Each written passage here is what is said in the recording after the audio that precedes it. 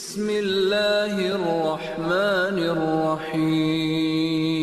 بسم الله الرحمن الرحیم. دویم درس دا موږ سره د تجوید کلاس دویم درس دی. هیله کوم چې دغه ویډیو سره مکمل وګورئ.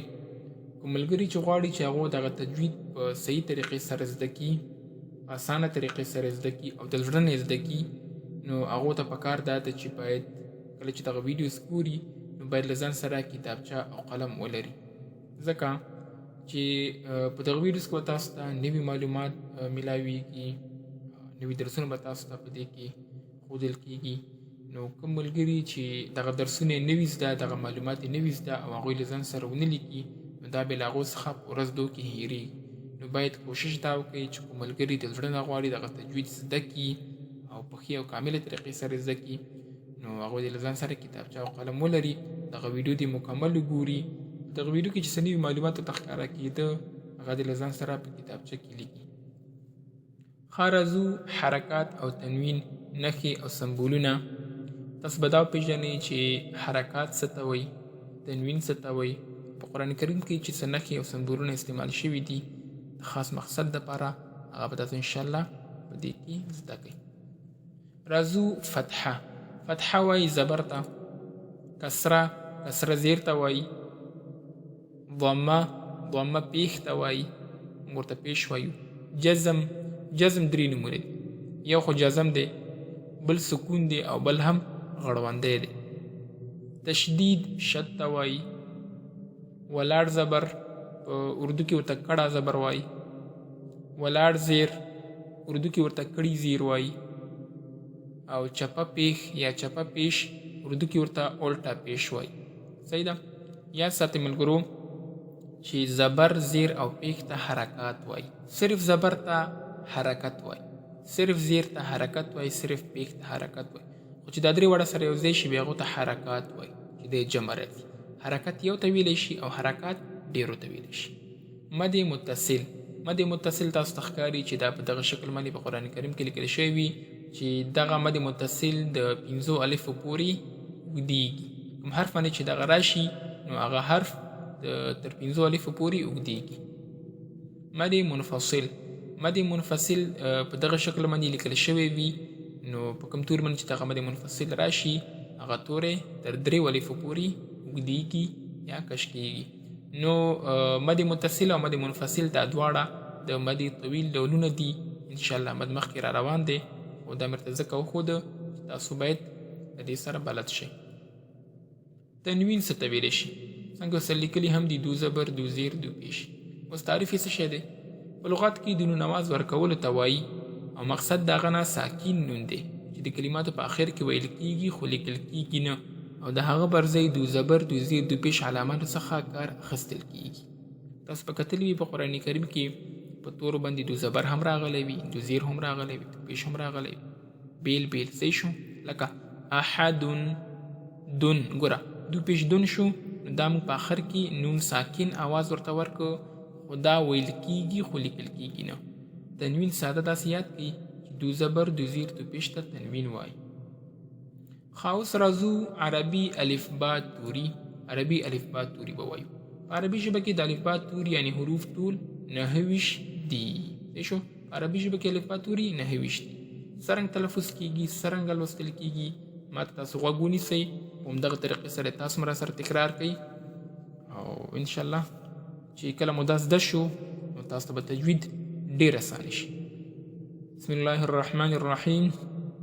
الف، با، تا، ثا، جیم، حا، خا، دال، ذال، را، زا، سین، شین، صاد، ضاد، طا، ظا، عین، غین، فا، قاف، کاف، لام، میم، نون، واو، ها، همزه، یا.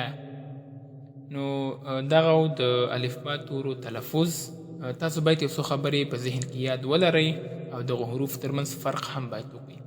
کوم حروف دي؟ ثا، ذال او ضا. دغه درې توري باید تاسو ژبه راوباسئ د ژبې څوکه د ثنایا علیا غاښونو یعنی مخکیني پاس دوه غاښونو دې د سرونو سره یې وجنګوئ. ثا، ذال، ضا دا ورناده شي. بل موږ سره دی ح، جیم والا ح چې کومه ده که نه ح، او بل ها د تشمه ها یا ګول ها، دغه کې باید فرق وکړئ. ح دا د ادنى الحلق نه ادا کېږي او ها دا د اقصى الحلق نه ادا کېږي. دا ان شاء الله وایو. عین او غین دغه کې باید فرق وکړئ. قاف، کاف دې کې باید فرق وکړئ. ذال په ځای باندې باید زا ونوي او زا په ځای باندې باید ذال ونوي. سین په ځای باید صاد ونوي او صاد پر ځای باندې باید سین ونوي. تا پر ځای باندې طا ونوي، طا پر ځای باندې تا ونوي. زا پر ځای باندې ضا ونوي، ضا پر ځای باندې زا ونوي. صحیح ده کنه؟ مثالونه ستاسو پر وړاندې. عظیم، عظیم بیت ونوي. عظیم لکه څرنګه مې چې تاسو مخکې ویلي ثا، ذال، ضا د ژبې په څوکې باید ووایي. ثا او ذال دا باریک دي خو ضا دا ډکه ده. دا باید تاسو خوله سره لږ ګول کړئ. عظیم ډېر نه ګول کېږي، ډېر کم. کوم حروف چې ټکي لري هغو ته معجمه او چې ټکي نه لري هغو ته مهمله حروف وایي. په دغو 9 تورو کې چې کوم تورو باندې ټکی دی لکه با، تا، ثا، جیم، دغه چې کوم ټکي لري هغو ته معجمه وایي او چې ټکي نه لري هغو ته مهمله وایي.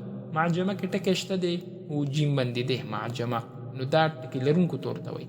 مهمله کې ټکی شته دی نه ټکی نشته، نو دا بې ټکو تور ته وایي مهمله. دغه حروف له 3 ځایونو څخه ادا کیږي. صحیح شوه؟